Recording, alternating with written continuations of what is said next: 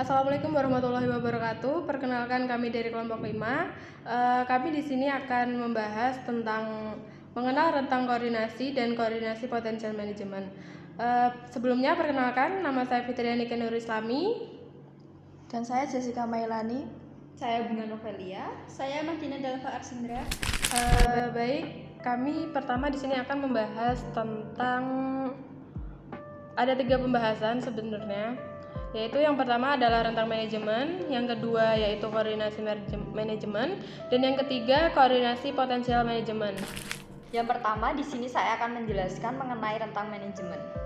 Rentang manajemen atau bisa juga disebut dengan rentang kendali, span of control, adalah jumlah bawahan yang dapat dikelola secara efektif oleh seorang manajer.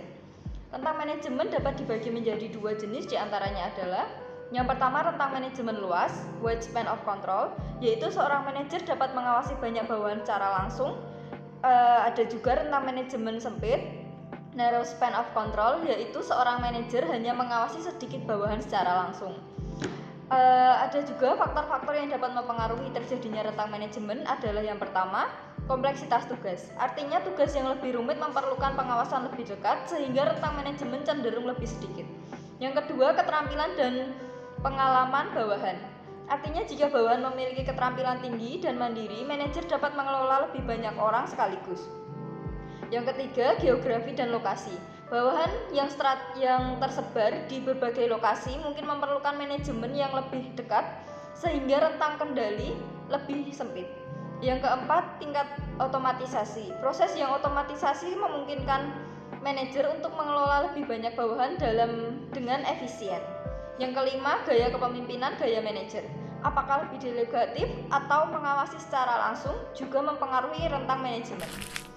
Selanjutnya saya akan menjelaskan tentang implikasi atau akibat dari rentang manajemen, diantaranya implikasi dari rentang manajemen luas atau wide span of control, yaitu dapat meningkatkan efisiensi dan mengurangi biaya, tapi mungkin diperlukan untuk mengorbankan pengawasan yang ketat. Yang kedua, implikasi dari rentang manajemen sempit atau narrow span of control, yaitu dapat memberikan pengawasan lebih dekat dan dukungan bagi bawahan, tetapi bisa menyebabkan birokrasi dan biaya tinggi. Selanjutnya, lingkup manajemen memiliki beberapa aspek penting, yaitu yang pertama, perencanaan. Perencanaan dalam lingkup manajemen diperlukan untuk menentukan langkah-langkah agar tercapai tujuan organisasi dengan lebih efisien. Yang kedua, pengorganisasian. Untuk mendukung perencanaan juga diperlukan pengaturan sumber daya dan struktur organisasi agar perencanaan dapat berjalan dengan lancar. Yang ketiga, pengarahan. Tidak kalah penting dengan pengorganisasian, perencanaan perlu dilakukan untuk memimpin dan mengarahkan seluruh anggota untuk mencapai tujuan sesuai dengan perencanaan. Yang terakhir yaitu pengendalian. Pengendalian dilakukan untuk memantau kinerja dan membuat penyesuaian yang diperlukan untuk mencapai tujuan organisasi. Selanjutnya saya akan menjelaskan tentang koordinasi manajemen. Koordinasi manajemen merupakan proses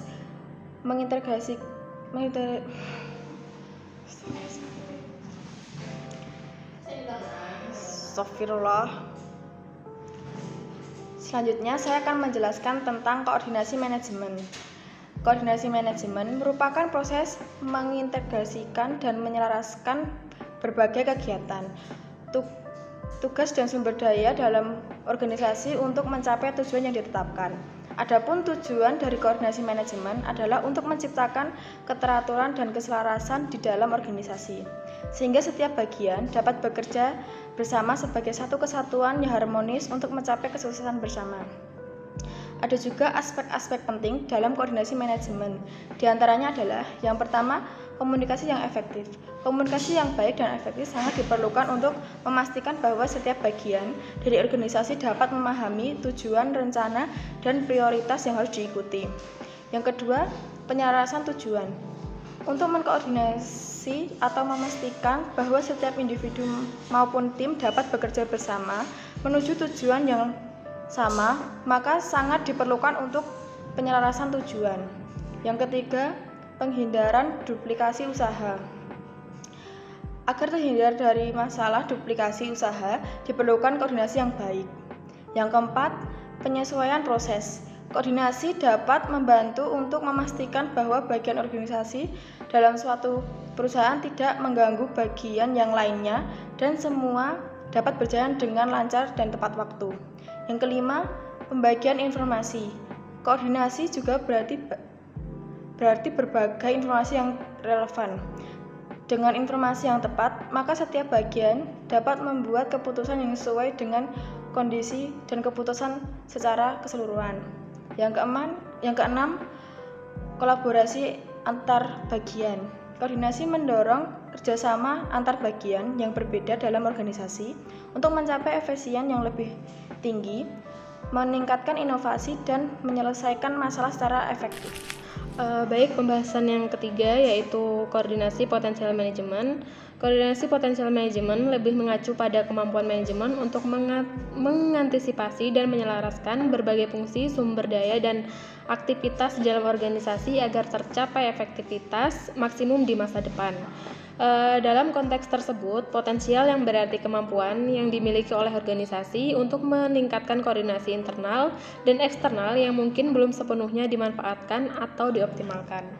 Tujuan dari koordinasi potensial manajemen yaitu adalah untuk memastikan bahwa semua bagian dapat bekerja secara efisien dalam menghadapi perubahan atau tantangan yang datang.